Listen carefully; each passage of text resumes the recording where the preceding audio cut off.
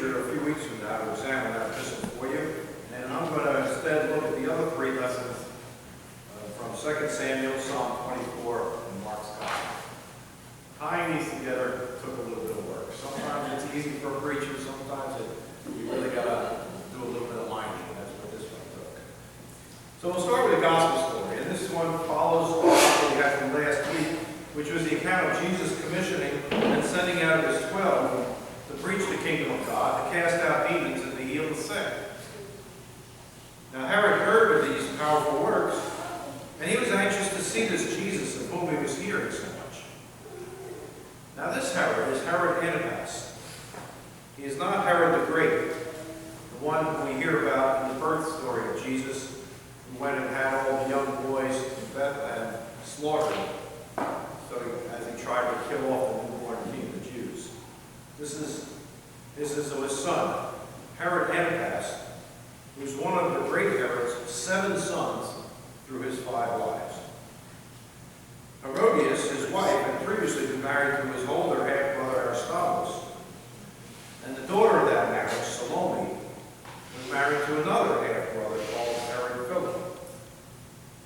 So when Herod Antipas had a birthday party, you could bet it was truly a family affair. And all the nobles of his court in those regions of Galilee and Perea would, of course, be there present to pay homage and respect to their leader. Now we got to clear up one thing. This Herod Antipas is not really a king. His father had been king of the whole region. He was rather a tetrarch. He means a ruler over one of the 10 different regions into which that kingdom had been divided. And his older brother Philip was a tetrarch over another region. So we can't ignore the reality of intrigue, even amongst Herod Antipas' closest counselors, because they would all be watching to see if one of these sons of Herod the Great might make a move to consolidate and rule the whole region into a kingship like their father had previously held. And that's the background of this whole episode. So when Salome dances in front of Antipas, he's so enamored in his relaxed and probably drunken state that he makes this bold promise by quoting a promise that the Persian king Ahasuerus had made to his beautiful wife Esther when she had thrown a banquet to honor him. He says, "What is your request? Even the half of my kingdom, it shall be granted." Now his bold statement of Herod Antipas to his stepdaughter, who is the wife of one of his rivals and the daughter of another, may have signaled his intention to try to consolidate and rule the whole region to himself, perhaps placing Salome rather than her husband, Philip, as regent over the area, indicating maybe a plot to get rid of his brother, Philip. So his courtiers must have been amazed at such a bold statement. Salome, of course, is dumbfounded by this. She doesn't know what this means, so she doesn't know what to request. So she runs to her mother, Herodias, for advice, and now the older woman sees an opportunity to get rid of this pesky prophet who posed a threat to her standing. Ask for the head of John the Baptist, she tells Salome. Well, as we heard in the gospel reading, this request deeply grieved Herod. For he was very curious about this man whom the people revered as a prophet raised up like the prophets of old. For political expediency, he had arrested John, probably hoping to just hold him in prison until the commotion his preaching aroused had died down. Then he probably would have released him. Until that day, Herod would go and have private conversations with him to hear more about this kingdom of God that John was proclaiming. But now, he was in a bind. Because if he refused Salome's request, the members of his court would seem as weak and indecisive. Then in the power struggle, they might abandon him and support his brother, Salome's husband. So rather than risk loss of face, he has John beheaded and his head delivered on a platter to Salome, who straightway gives the prize to her mother. In his supposed show of strength, Herod actually displayed the same kind of weakness that Pilate would one day display when it also against his own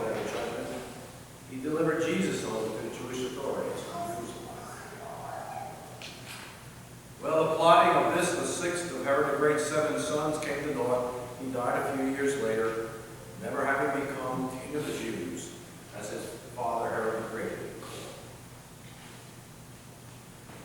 So now I want to turn our attention to the first two lessons, and try to make some connections. The main actor in this first lesson is young David. And David is the youngest of the 8 sons of Jesse. He's a shepherd, but he's also a young man of incredible faith and great bravery. When King Saul's army had stood motionless before the armies of the Philistines and their 9-foot-tall champion Goliath, it was this young David who had been sent on an errand by his father to bring food to his older brothers in the army and their commanders, who stepped forward and said, "Then he will go and face the giant." And he forsakes the armor of a grown warrior, and rather with just a cry of faith in the Lord of hosts and the sling of a stone, he kills the giant, cuts off his head, and rallies the Israelite army as they rush out and slaughter the Philistines. So as a reward for his bravery, Saul gave David his daughter Michal to be his wife, which made David now the king's son-in-law. But later, when they would come back in from the battle, the people would run out of the city and they would sing songs saying, "Saul has killed his thousands and David his tens of thousands." You can imagine how Saul liked that. His bitterness he turned against David, tried several times to have him killed, and took back his daughter Michal and gave her to another man. What Saul didn't know is that the Lord had withdrawn his favor from him and had instructed Samuel to anoint David to be king of Israel in his place. But David never acted on that during Saul's life. Finally, when Saul and his son Jonathan were killed in battle, then the people of the northern tribes who were loyal to Saul and those of David's tribe of Judah came together and asked David to be king over the whole country. And so David conquered the city of Jerusalem, which was on the border between these two regions, and established it as his headquarters. But there was one thing that was missing. The Ark of the Covenant that contained the tablets on which were written the 10 Commandments had been taken away by the Philistines years before there was any king in Israel, in a war in which they had defeated Israel, but had sent it back, and for years it had been languishing, first in the home of Abinadab, and then in the home of Obed-Edom. The psalm that we have today, Psalm 24, is believed to have been written by David, commemorating and celebrating bringing the Ark of this covenant into the city of Jerusalem. And he wrote this psalm to remind the people of a couple truths. One is that God is not limited to a single location. He's the God of the whole heavens and the whole earth. But that this ark that he had given to the people symbolized his promise of protection and favor over the people of Israel. And so, to exalt the Lord of hosts, David put on a display of ecstasy by dancing nearly naked before the procession. Saul's daughter Michal, whom David had gone and retrieved from the man to whom Saul had given her, looked out at this humiliating dance and despised David in her heart. And so David never returned to her chamber, and she alone, of David's many wives, never bore him a child. So what do we take away from all of this? This is pretty hard stuff to really sort of pull out. You know, some are nice and easy, right? This one took a little work. So I looked at these two men. One who was expecting probably in his heart to become king over that whole region through inheritance from his father. But the other who would become king simply because he was a man after God's own heart. One man hungered for praise and honor of those who stood close by. The other humiliated himself in joy to give God the glory. One had a prophet killed rather than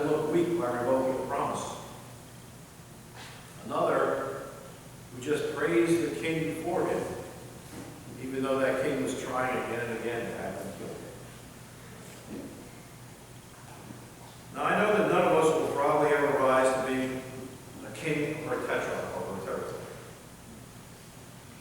But all of us must still decide how it is that we wish to honor God. When we hear God's word challenging or rebuking us, do we try to silence or deny the message? Or are we willing to suffer humiliation by acknowledging our sin and our wretchedness, pointing always to and trusting always in God's grace and sovereignty? David was king for 40 years, and Herod Antipas was tetrarch of Galilee and Perea for 43 years. During that time, David served his God with utter humility, even confessing his sin with Bathsheba before God and seeking God's grace and forgiveness. Herod Antipas, who had the great honor to meet not just John the prophet who foretold the coming of the Messiah, but also who finally met Jesus on the day of his passion. But on neither of those occasions did he humble himself and give God glory. He was more interested in what other people thought of him. And so, as a result, his name lives on throughout all eternity, not in glory, but in infamy. So today's gospel passage is perhaps the longest narrative in Mark's gospel that really has nothing to do with Jesus and his ministry. But Mark felt it was important to tell this story. Mark tells us much about John the Baptist and his preaching in the opening chapters of his gospel, and how by his preaching John had prepared people for the coming of the kingdom of God, and also had pointed to the Messiah who was to follow him. And now, in his death, John foreshadows the fate that will eventually come for the Messiah as well. So for us, this story, as well as David's actions, challenges us to look at ourselves and to ask, do I always give God the glory? Or do I sometimes seek recognition or praise for my role in the body of the church? I can tell you this is a challenge that clergy particularly need to be aware of. As Jesus warns us, he says, beware when all men speak well of me. Pride and praise are the main tools of the devil. So I can tell you, I never danced naked before the objects of God's presence. That would not have been a pretty sight. But I must constantly ask myself if I am behaving or ministering in a way that draws people's attention to God's grace and mercy, rather than to any gifts or skills that God may have given me. Because Jesus tells us in the Sermon on the Mount that we ought to be the light of the world, like a city on a hill, a lantern that one puts on a lampstand. And then he says these words, let your light shine before others, so that they may see your good works and give glory to your Father in heaven. I was so transfixed by those words when I read them for the first time in seminary that I wrote them on an index card and I taped them on the wall where they remained for 3 years over my typewriter. And every day after, I prayed that in anything and everything that God would call me to do, I would do it only to give God glory. So if you want to do the same,